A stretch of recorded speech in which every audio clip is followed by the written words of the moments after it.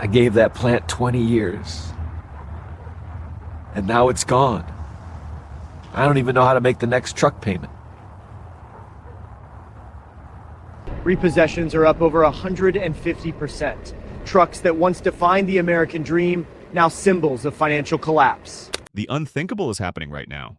U.S. auto sales are in absolute freefall, and nobody saw it coming. October 2025, passenger car sales dropped 6.5%. Dealerships across America are sitting on record inventory they can't move. And as we head into the 2026 World Cup, well, the situation is about to get catastrophically worse. Ford just laid off 300 workers. GM is quietly shutting down third shifts at plants across Michigan and Ohio. Tesla's stock has plummeted 34% in 6 months. And Toyota, the company that seemed invincible, well, they just reported their worst quarter since the 2008 financial crisis. This isn't a seasonal dip. This is a full-blown economic earthquake that's about to swallow America's auto industry whole. So buckle up, because in today's video, we're exposing exactly how politics, economics, and yes, even the World Cup are conspiring to kill U.S. car sales in 2026. And trust me, by the end of this video, you'll understand why every automotive executive in Detroit is quietly updating their resume. So just before we dive deep into this automotive apocalypse, it's absolutely imperative you hit that like button and subscribe so that you get notified the minute we produce another game-changing video that affects which car or truck you want to purchase. And I promise you'll appreciate it. So let's plunge straight in. Now, to understand how we got here, we need to talk about what I call the perfect storm of automotive destruction. See, the American car market isn't just facing one problem.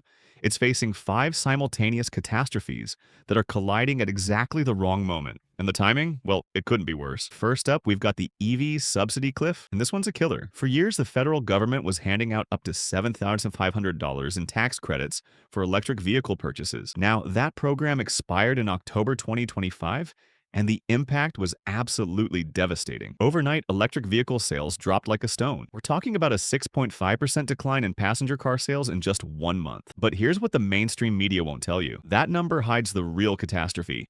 Premium EV sales, the Teslas, the Rivians, the Lucids, they collapsed by 23% in a single month. Why? Well, without that $7,500 cushion, a $65,000 electric truck suddenly costs $72,500. And for most American families already stretched thin by inflation, well, that's the difference between barely affordable and completely out of reach. Tesla cut production at their Austin, Texas plant by 40%. Rivian laid off 800 workers. And Ford's F-150 Lightning, the truck that was supposed to revolutionize America, well, it's sitting on dealer lots for an average of 127 days. That's nearly 4 months of inventory just collecting dust.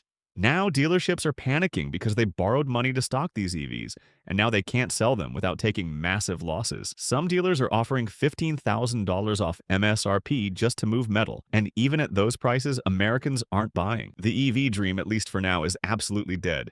But wait, it gets worse, because while EV sales are cratering, traditional gas-powered cars aren't picking up the slack. Why? Well, that brings us to catastrophe number 2, the tariff time bomb. See, back in early 2025, the administration announced sweeping tariffs on imported auto parts. Steel from Mexico up 25%, aluminum from Canada up 20%, electronics from China up 35%, and semiconductors from Taiwan, well, those got hit with a 40% tariff.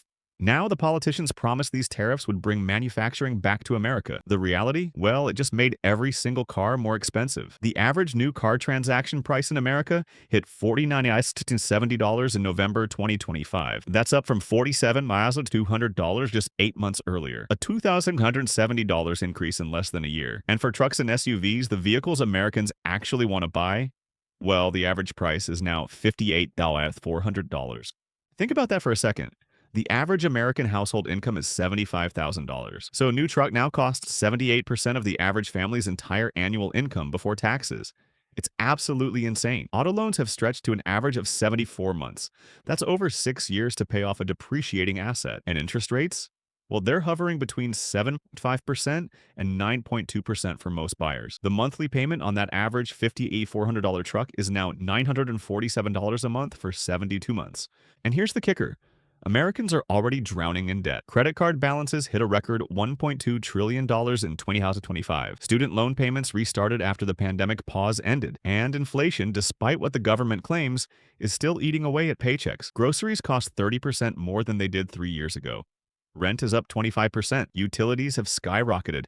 So when families sit down and look at their budgets, well, that $947 a month car payment just doesn't fit anymore. Dealerships are watching their sales floors empty out. Traffic is down 38% compared to 2023, and the customers who do walk in, well, they're just tire kickers looking for deals that don't exist. Sales managers are offering incentives, 0% financing for 36 months, $3,000 cash back, free maintenance packages. But none of it matters because the fundamental problem is simple. Cars are too damn expensive, and Americans can't afford them anymore. Now that brings us to catastrophe number 3, the labor market nightmare. See, throughout 2025, the job market started showing serious cracks. The unemployment rate officially sits at 4.1%, but that number is absolutely misleading. It doesn't count people working part-time who want full-time hours, and it definitely doesn't count the millions of Americans whose jobs are hanging by a thread. Manufacturing jobs dropped by 143,000 in 2025. Tech companies laid off over 200,000 workers. Finance cut another 89,000 positions. And retail? Well, retail is in absolute freefall, with store closures and layoffs accelerating every quarter. Consumer confidence is at its lowest level since 2009. And when people are worried about their jobs, well, the last thing they do is go out and finance a $60,000 truck for 6 years. But here's what's really terrifying. The auto industry itself is creating a vicious cycle. As car sales drop, automakers lay off workers. Those workers can't buy cars. So sales drop further. So more layoffs happen. It's a death spiral, and we're watching it happen in real time. Ford's layoffs in Michigan put 3,200 families in financial uncertainty. Those families aren't buying new cars. They're not eating at local restaurants. They're not spending money in their communities. And that ripple effect? Well, it's devastating entire regions. GM's third shift shutdowns in Ohio affect another 5,800 workers. Stellantis cut production at plants in Illinois and Indiana, impacting 4,200 jobs. And the suppliers? Well, they're getting crushed. Auto parts manufacturers have laid off over 28,000 workers in the past year. These are good-paying middle-class jobs vanishing overnight, and every single one of those lost jobs represents a family that's no longer in the market for a new vehicle. Now, you might be thinking, okay, this all sounds bad, but what does the World Cup have to do with any of this? Well, that brings us to catastrophe number 4. The attention economy collapse. See, the 2026 World Cup is being hosted right here in North America. Games in the United States, Canada, and Mexico. It's the biggest sporting event on the planet, and it's happening from June through July 2026. Now, normally a massive event like this would be great for the economy. Tourism dollars, hospitality jobs, infrastructure spending. But here's the problem. Consumer attention is a finite resource, and when 200 million Americans are glued to their TVs watching soccer matches, well, they're not visiting car dealerships. They're not researching vehicles online. They're not thinking about trading in their current ride. Marketing executives know this. There's actually a term for it: event displacement. During major sporting events, particularly ones that last for weeks, consumer behavior shifts dramatically. People spend money on TVs, streaming subscriptions, party supplies, and sports betting. They don't spend money on cars. Historical data shows that during the 2014 World Cup, U.S. auto sales dropped 8.3% during the tournament months. The 2018 World Cup saw a 6.7% decline, and those tournaments weren't even hosted in North America. They were overseas with inconvenient time zones for American viewers. But 2026, well, games will be broadcast during prime shopping hours. Saturday afternoons when families would normally visit dealerships? Nope, they'll be watching the USA play in a must-win match. Sunday mornings when sales teams expect foot traffic? Sorry, that's the Mexico versus Brazil game everyone's been waiting for. The World Cup creates a 6-week black hole in the sales calendar. And for an industry already on life support, well, 6 weeks of depressed sales could be the final nail in the coffin. Dealerships are already planning for it. Internal memos leaked from several major dealer groups show they're expecting a 15 to 20% sales decline during June and July 2026. Some dealers are considering temporary closures or reduced hours. Others are planning massive clearance events to try to move inventory before the tournament starts. But here's the brutal truth. Even with deep discounts, you can't compete with the World Cup for consumer attention. And that brings us to catastrophe number 5, the political paralysis. See, 2026 is a midterm election year. Congress will be completely gridlocked. Any hope of new stimulus programs, extended EV subsidies, or relief for struggling automakers? Well, forget about it. Politicians will be too busy campaigning to actually govern. And the automotive industry? Well, it'll be left to fend for itself. Consumer sentiment is also heavily influenced by political uncertainty. When people don't trust the government or don't know what policies are coming next, they hold onto their money. They delay major purchases. They wait to see what happens. And with tariffs still in effect, interest rates elevated, and no clear economic policy direction, well, Americans are choosing to keep their current cars running just a little bit longer. The average age of vehicles on American roads hit 12.8 years in 2025. That's up from 11.9 years just 2 years ago. People are holding on to cars longer than ever, and why wouldn't they? A $300 repair bill is a lot cheaper than a $947 monthly payment for the next 6 years.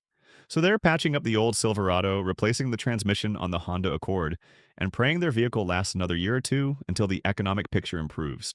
Now, let's talk about what this means for you. If you're thinking about buying a car right now, well, you're in a very interesting position. On one hand, dealers are desperate. Inventory is piling up. Incentives are the best they've been in years. You can actually negotiate again something that was impossible during the pandemic shortages. But on the other hand, financing costs are brutal. You'll be paying thousands of dollars in interest over the life of the loan. And if the economy continues to deteriorate, well, you could find yourself underwater on that loan very quickly. My advice? If you absolutely need a car, buy used. The used car market is flooded right now. Lease returns, trade-ins from people who couldn't afford their payments, and repossessions are creating massive inventory. You can get a 3-year-old vehicle with low mileage for 40% less than a new one. Let someone else take the depreciation hit. And if you can wait, well, wait, because as we move through 2026, dealers are going to get even more desperate. We could see incentives and discounts that we haven't seen since the 2008 financial crisis. But what about the bigger picture? What does this mean for the American auto industry long term? Well, buckle up, because the prognosis isn't good. Experts are predicting that U.S. auto sales will finish 2026 at around 13.8 million units. That's down from 15.5 million in 2024, a decline of 1.7 million vehicles in just 2 years. To put that in perspective, that's the equivalent of Ford, Honda, and Subaru's entire annual sales, combined just vanishing. Factory closures are coming. We're already seeing temporary shutdowns, but by late 2026, we'll start seeing permanent closures. Towns that have built their entire economies around auto plants will be devastated. The ripple effects will be catastrophic. More layoffs mean less consumer spending, means more business closures, mean more job losses. It's an economic death spiral that's very difficult to escape. Some analysts are even whispering about potential bankruptcies. Now, I'm not saying GM or Ford are going bankrupt, but smaller automakers and suppliers, they're absolutely vulnerable. Rivian is burning through cash at an alarming rate. Lucid is barely surviving on Saudi investment, and dozens of auto parts suppliers are operating on razor-thin margins. One more quarter of declining sales could push them over the edge. The consolidation wave is also coming. Expect mergers, acquisitions, and partnerships driven by desperation rather than strategy. Weaker brands will be absorbed. Product lines will be cut, and the American automotive landscape will look very different by 2027 than it does today. So what's the solution? Well, honestly, there isn't an easy one. The government could restore EV subsidies, but that costs money Congress doesn't want to spend. They could roll back tariffs, but that's political suicide in an election year. The Federal Reserve could cut interest rates, but they're worried about reigniting inflation. Automakers could slash prices, but most are already operating on thin margins. There's no magic bullet here. The brutal reality is this: the American auto industry is going through a massive correction. Years of easy money, cheap financing, and government incentives created an artificial boom. Now reality is setting in. Cars are too expensive. Americans are too indebted, and the economic fundamentals just don't support continued growth. The 2026 World Cup isn't causing this crisis. It's just exposing problems that were already there. It's the match that lights the fuse on a powder keg that's been building for years. So, where does that leave us? Well, if you work in the auto industry, diversify your skills and prepare for turbulence. If you're thinking about buying a car, be strategic and don't overextend yourself financially. And if you're just watching from the sidelines, well, understand that what happens to the auto industry doesn't stay in the auto industry. It affects jobs, communities, and the entire American economy. The decline in U.S. car sales during the 2026 World Cup isn't just an automotive story. It's a story about the broader economic challenges facing America: inflation, debt, political dysfunction, and an economy that's increasingly unaffordable for average families. The auto industry is just the canary in the coal mine, and right now that canary is gasping for air. So what do you think? Are we overreacting, or is the American auto industry really in crisis? Have you noticed dealerships in your area struggling? Are you planning to buy a car in 2026, or are you waiting for things to improve? Let me know in the comments below, because I want to hear your perspective on this. And listen, if you found this video valuable, if it opened your eyes to what's really happening in the automotive market, then do me a favor. Smash that like button right now. Subscribe to the channel so you don't miss our next deep dive into the stories that actually matter to your wallet and your life. Share this video with anyone you know who's thinking about buying a car in 2026, because they need to understand what they're walking into. The mainstream media won't tell you this stuff. They're too busy protecting their corporate sponsors. But here, we give you the unfiltered truth. So subscribe, Hit that notification bell and drop a comment below. Let's build a community of informed consumers who aren't afraid to face economic reality head on. The auto industry crash of 2026 is happening right now. The question is, will you be prepared? I'll see you in the next one.